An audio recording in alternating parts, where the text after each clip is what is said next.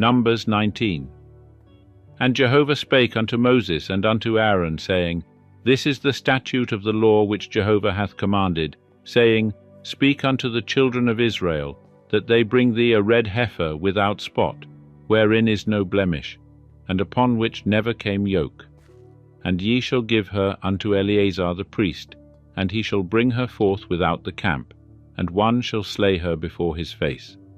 And Eleazar the priest shall take of her blood with his finger, and sprinkle her blood toward the front of the tent of meeting 7 times. And one shall burn the heifer in his sight. Her skin, and her flesh, and her blood, with her dung, shall he burn.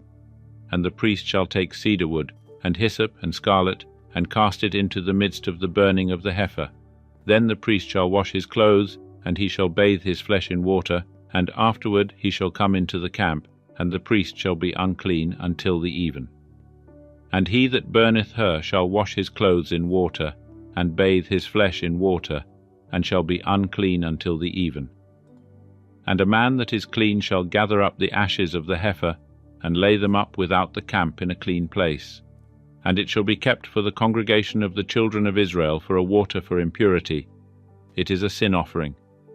And he that gathereth the ashes of the heifer shall wash his clothes, and be unclean until the even, and it shall be unto the children of Israel, and unto the stranger that sojourneth among them, for a statute forever. He that toucheth the dead body of any man shall be unclean 7 days. The same shall purify himself therewith on the 3rd day, and on the 7th day he shall be clean. But if he purify not himself the 3rd day, then the 7th day he shall not be clean.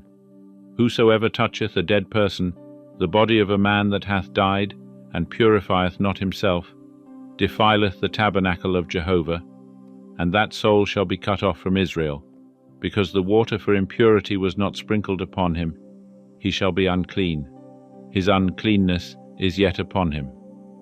This is the law when a man dieth in a tent. Every one that cometh into the tent, and every one that is in the tent, shall be unclean 7 days. And every open vessel, which hath no covering bound upon it, is unclean. And whosoever in the open field toucheth one that is slain with a sword, or a dead body, or a bone of a man, or a grave, shall be unclean 7 days.